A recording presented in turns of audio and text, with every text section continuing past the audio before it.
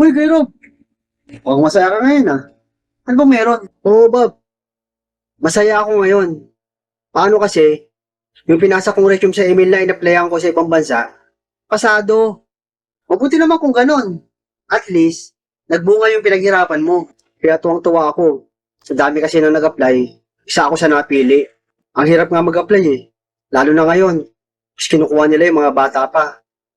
Buti na lang, nagtyaga ako na maghanap ng ma-applyan. Kasi kung di ako magtsatsaga, di ako makakahanap ng ma-applyan ko at di rin ako makakapasa. Kaya salamat sa Panginoon Diyos. Nakapasa ako sa aplikasyon ko. Ah, ganun ba? Bali, nakareceive ka pala ng email na natanggap ka sa aplikasyon. Oo, nakareceive ako ng email. Nag-notify sa cellphone ko. Kaya nabasa ko. Alam ko, Kuya Rob, kakayanin mo yan. Nagtitiwala ako sa iyo na makakapasa ka sa interview. Salamat. Alam ko naman na nagtitiwala ka sa akin.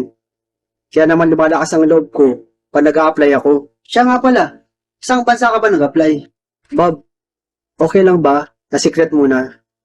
Kasi gusto kitang sorpresahin kung ano yung bansang in-applyan ko.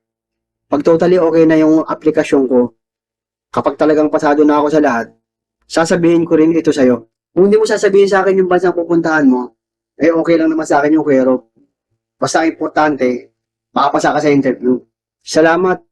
Naiintindihan mo ko. Alam ko na magiging masaya ka at matutuwa ka pag nalaman mo kung ano yung bansang pupuntahan ko. Siya nga pala, matanong ko, meron din mga ibang mga nakapasa maliban sa'yo? Kung di ako nagkakamali, 4 kami nakapasa. Kaya sa tingin ko, maganda. Kasi meron ako makakasama ng mga Pilipino roon. Maganda yun. Para meron din mga ibang mga Pilipino na makakasama mo roon. Oo nga eh. Buti na lang, meron ako makakasama. Pero kung sakaling ako lang naman ang nakapasa at hindi nakapasa yung mga ibang kasama ko, eh wala namang problema yun. Bob, alam mo naman, nasanay ako magtrabaho sa malayo, di ba? Buti na lang, Kuya Rob, nakapasa ka sa aplikasyon mo. Naalala mo nung nag-usap tayo nung nakaraan. Sabi ko sa'yo na nagkakaedad ka na rin. Kasi nga, mahigpit ang kompetisyon ngayon pagdating sa ibang bansa. Pero alam ko rin naman na kakayanin mo kasi meron ka na experience sa ibang bansa eh. Kaya, nagtitiwala ako sa'yo at naniniwala ako na malakas ka pa rin at kaya mo pa rin magtrabaho sa ibang bansa. Bali next week, meron kaming initial interview. Sana maipasa ko yun. Kasi, pag pumasa ako sa interview na yun, hindi na ako mahihirapan kung sakaling magkaroon ng final interview. Salamat sa pagmamalasakit mo sa akin, pero kaya kung meron kang kailangan, sabihin mo lang. At kaya ko, gagawan ko ng paraan. Kasi, gusto ko rin matupad yung pinapangarap mo. Kung meron kang kailangan, sabihin mo lang sa akin. Tutulungan kita. Kahit anong mangyari, gagawan ko ng paraan yung pangangailangan mo.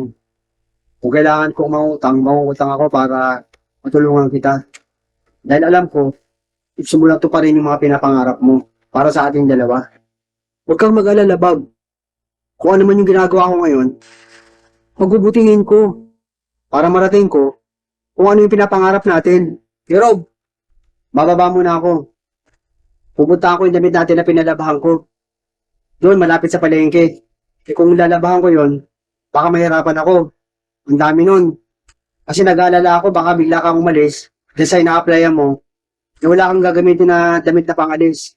Kaya naisip ako na ipalabakan yung araw na ito. Ah, nagpalaba ka ba ngayon? Oo nga eh, marami tayong labahin. Buti na lang, pinalaba mo. O sige, pag kailangan ko ng tulong mo, isasabi agad ako sa'yo. Pero sa ngayon, okay lang naman, Bob.